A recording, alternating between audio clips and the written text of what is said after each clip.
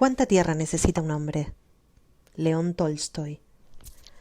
Érase una vez un campesino llamado Pahom que había trabajado dura y honestamente para su familia, pero que no tenía tierras propias, así que siempre permanecía en la pobreza. Ocupados como estamos desde la niñez trabajando la madre tierra, pensaba a menudo, los campesinos siempre debemos morir como vivimos, sin nada propio. Las cosas serían diferentes si tuviéramos nuestra propia tierra. Ahora bien, cerca de la aldea de Pahom vivía una dama, una pequeña terrateniente, que poseía una finca de 150 hectáreas. Un invierno se difundió la noticia de que esta dama iba a vender sus tierras. Pahom oyó que un vecino suyo compraría 25 hectáreas y que la dama había consentido en aceptar la mitad en efectivo y esperar un año por la otra mitad. «¿Qué te parece?», pensó Pahom. «Esa tierra se vende y yo no obtendré nada». Así que decidió hablar con su esposa. «Otras personas están comprando y nosotros también debemos comprar unas 10 hectáreas. La vida se vuelve imposible sin poseer tierras propias». Se pusieron a pensar y calcularon cuánto podrían comprar. Tenían ahorrados 100 rublos. Vendieron un potrillo y la mitad de sus abejas, contrataron a uno de sus hijos como peón y pidieron anticipo sobre la paga, pidieron prestado el resto a un cuñado y así juntaron la mitad del dinero de la compra. Después de eso, Pahom escogió una parcela de 20 hectáreas donde había bosques, fue a ver a la dama e hizo la compra. Así que ahora Pahom tenía su propia tierra. Pidió semilla prestada y la sembró y obtuvo una buena cosecha. Al cabo de un año había logrado saldar sus deudas con la dama y su cuñado. Así se convirtió en terrateniente y talaba sus propios árboles y alimentaba a su ganado en sus propias pasturas. Cuando salía a arar los campos o a mirar sus mieses o sus prados, el corazón se le llenaba de alegría. La hierba que crecía allí y las flores que florecían allí le parecían diferentes de las otras partes. Antes, cuando cruzaba esta tierra, le parecía igual a cualquier otra, pero ahora le parecía muy distinta. Un día Pahom estaba sentado en su casa cuando un viajero se detuvo frente a ella. Pahom le preguntó de dónde venía y el forastero respondió que venía de Allende el Volga, donde había estado trabajando. Una palabra llevó a la otra y el hombre comentó que había muchas tierras en venta por allá y que muchos estaban viajando para comprarlas. Las tierras eran tan fértiles, aseguró, que el centeno era alto como un caballo y tan tupido que 5 cortes de guadaña formaban una gavilla. Comentó que un campesino había trabajado solo con sus manos y ahora tenía 6 caballos y 2 vacas. El corazón de Pahom se colmó de anhelo. «¿Por qué he de sufrir en este agujero?», pensó, «si se vive tan bien en otras partes. Venderé mi tierra y mi finca y con el dinero comenzaré allá de nuevo y tendré todo nuevo». Pahom vendió su tierra, su casa y su ganado con buenas ganancias y se mudó con su familia a su nueva propiedad. Todo lo que había dicho el campesino era cierto y Pahom estaba en mucho mejor posición que antes. Compró muchas tierras arables y pasturas y pudo tener las cabezas de ganado que deseaba. Al principio, en el ajetreo de la mudanza y la construcción, Pahom se sentía complacido, pero cuando se habituó comenzó a pensar que tampoco aquí estaba satisfecho. Quería sembrar más trigo, pero no tenía tierras suficientes para ello, así que arrendó más tierras por 3 años. Fueron después buenas temporadas y hubo buenas cosechas, así que Pahom ahorró dinero. Podría haber seguido viviendo cómodamente, pero se cansó de arrendar tierras ajenas todos los años y de sufrir privaciones para ahorrar dinero. «Si todas estas tierras fueran mías», pensó, «sería independiente y no sufriría estas incomodidades». Un día, un vendedor de bienes raíces que pasaba le comentó que acababa de regresar de la lejana tierra de los Basquires, donde había comprado 600 hectáreas por solo 1000 rublos. «Solo debes hacerte amigo de los jefes», dijo. «Yo regalé como 100 rublos en vestidos y alfombras, además de una caja de té, y les di vino a quienes bebían, y obtuve la tierra por una bicoca». «Vaya», pensó Pahom, «allá puedo tener 10 veces más tierras de las que poseo. Debo probar suerte». Pahom encomendó a su familia el cuidado de la finca y emprendió el viaje, llevando consigo a su criado. Pararon en una ciudad y compraron una caja de té, vino y otros presentes, como el vendedor les había aconsejado. Continuaron viaje hasta recorrer más de 500 kilómetros y el 7.º día llegaron a un lugar donde los basquires habían instalado sus tiendas. En cuanto vieron a Pahom, salieron de las tierras y se reunieron en torno del visitante. Le dieron té y curnis, y sacrificaron una oveja y le dieron de comer. Pahom sacó presentes de su carromato y los distribuyó, y les dijo que venía en busca de tierras. Los basquires parecieron muy satisfechos y le dijeron que debía hablar con el jefe. Lo mandaron a buscar y le explicaron a qué había ido Pahom. El jefe escuchó un rato, pidió silencio con un gesto y le dijo a Pahom: «De acuerdo, escoge la tierra que te plazca. Tenemos tierras en abundancia». «¿Y cuál será el precio?», preguntó Pahom. «Nuestro precio es siempre el mismo, 1000 rublos por día». Pahom no comprendió. «¿Un día? ¿Qué medida es esa? ¿Cuántas hectáreas son?». «No sabemos calcularlo», dijo el jefe. «Las vendemos por día. Todo lo que puedas recorrer a pie en un día es tuyo, y el precio es 1000 rublos». Pahom quedó sorprendido. «Pero en un día se puede recorrer una vasta extensión de tierra», dijo. El jefe se echó a reír. «Será toda tuya, pero con una condición. Si no regresas el mismo día al lugar donde comenzaste, pierdes el dinero». «Pero ¿cómo debo señalar el camino que he seguido?». «Iremos a cualquier lugar que gustes y nos quedaremos allí.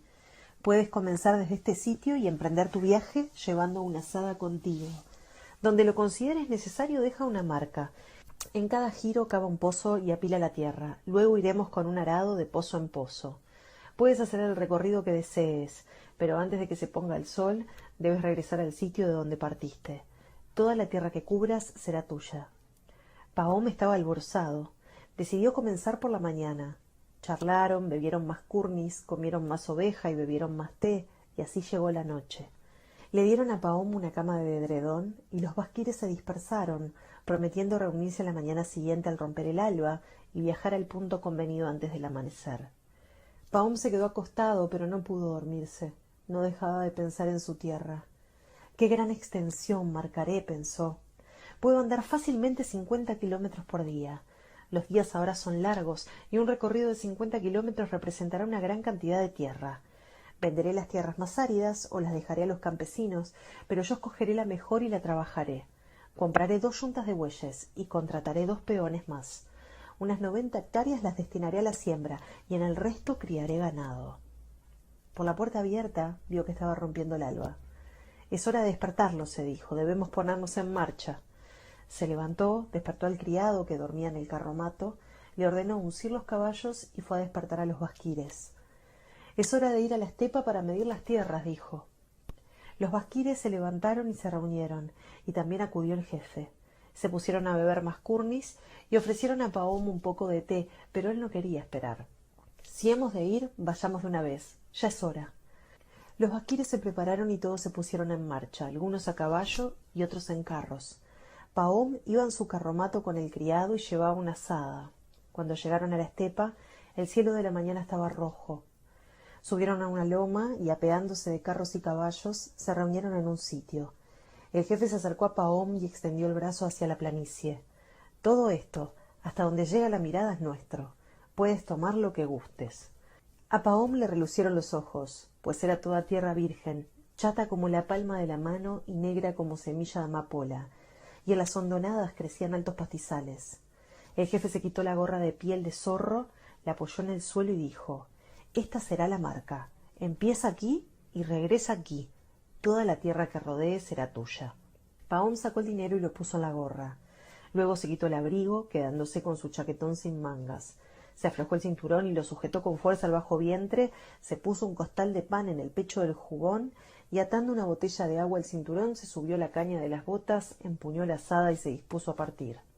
Tardó unos instantes en decidir el rumbo. Todas las direcciones eran tentadoras. «No importa», dijo al fin, «iré hacia el sol naciente». Se volvió hacia el este, se desperezó y aguardó a que el sol asomara sobre el horizonte. «No debo perder tiempo», pensó, «pues es más fácil caminar mientras todavía está fresco».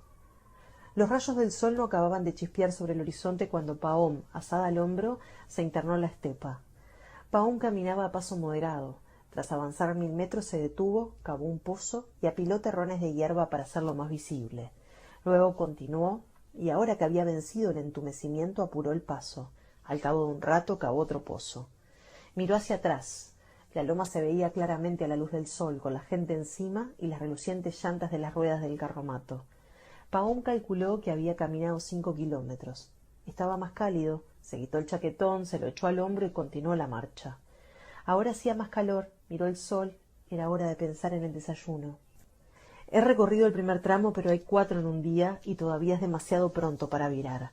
Pero me quitaré las botas, se dijo. Se sentó, se quitó las botas, se las metió en el cinturón y reanudó la marcha. Ahora caminaba con soltura. Seguiré otros 5 kilómetros, pensó, y luego giraré a la izquierda. Este lugar es tan promisorio que sería una pena perderlo. Cuanto más avanzo, mejor parece la tierra. Siguió derecho un tiempo y cuando miró en torno, la loma era apenas visible y las personas parecían hormigas y apenas se veía un destello bajo el sol.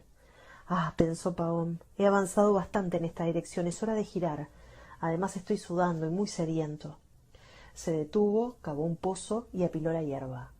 Bebió un sorbo de agua y giró a la izquierda. Continuó la marcha, y la hierba era alta y hacía mucho calor. Pavón comenzó a cansarse. Miró el sol y vio que era mediodía. Bien, pensó, debo descansar. Se sentó, comió pan y bebió agua, pero no se acostó temiendo quedarse dormido. Después de estar un rato sentado, siguió andando. Al principio caminaba sin dificultad y sentía sueño, pero continuó pensando. 1 hora de sufrimiento, una vida para disfrutarlo. Avanzó un largo trecho en esta dirección y ya iba a girar de nuevo a la izquierda cuando vio un fecundo valle. Sería una pena excluir este terreno, pensó. El lino crecería bien aquí. Así que rodeó el valle y cavó un pozo del otro lado antes de girar. Pavón miró hacia la loma. El aire estaba brumoso y trémulo con el calor, y a través de la bruma apenas se veía la gente en la loma. Ah, pensó Pavón, los lados son demasiado largos, este debe ser más corto, y siguió a lo largo del tercer lado, apurando el paso. Miró el sol. Estaba a mitad de camino del horizonte, y Pavón aún no había recorrido 3 kilómetros del tercer lado del cuadrado. Aún estaba a 15 kilómetros de su meta. No, pensó, aunque mis tierras queden regulares, ahora debo volver en línea recta. Podría alejarme demasiado y ya tengo gran cantidad de tierra. Pavón cavó un pozo deprisa. Echó a andar hacia la loma, pero con dificultad. Estaba agotado por el calor, tenía cortes y magulladuras en los pies descalzos, le flaqueaban las piernas, ansiaba descansar, pero era imposible si deseaba llegar antes del poniente. El sol no espera a nadie y se hundía cada vez más. Cielos, pensó Pavón, si no hubiera cometido el error de querer demasiado, ¿qué pasará si llego tarde? Miró hacia la loma y hacia el sol. Aún estaba lejos de su meta y el sol se aproximaba al horizonte. Pavón siguió caminando con mucha dificultad, pero cada vez más rápido. Apuró el paso, pero todavía estaba lejos del lugar. Echó a correr, arrojó la chaqueta, las botas, la botella, la gorra y conservó solo la azada que usaba como bastón. ¡Ay de mí! He deseado mucho y lo eché todo a perder. Tengo que llegar antes de que se ponga el sol. El temor le quitaba el aliento. Pavón siguió corriendo y la camisa y los pantalones empapados se le pegaban en la piel y tenía la boca reseca. Su pecho jadeaba como un fuelle, su corazón batía como un martillo, sus piernas cedían como si no le pertenecieran. Pavón estaba abrumado por el terror de morir de agotamiento. Aunque temía la muerte, no podía detenerse. Después de que he corrido tanto me considerarán un tonto si me detengo ahora, pensó. Y siguió corriendo, y al acercarse oyó que los basquires gritaban y aullaban, y esos gritos le inflamaron más aún el corazón. Juntó sus últimas fuerzas y siguió corriendo. El hinchado y brumoso sol casi rozaba el horizonte, rojo como la sangre. Estaba muy bajo, pero Pavón estaba muy cerca de su meta. Podía ver a la gente de la loma agitando los brazos para que se diera prisa. Veía la gorra de piel de zorro en el suelo, y el dinero, y al jefe sentado en el suelo riendo a carcajadas. Hay tierras en abundancia, pensó, pero ¿me dejará Dios vivir en ellas? He perdido la vida, nunca llegaré a ese lugar.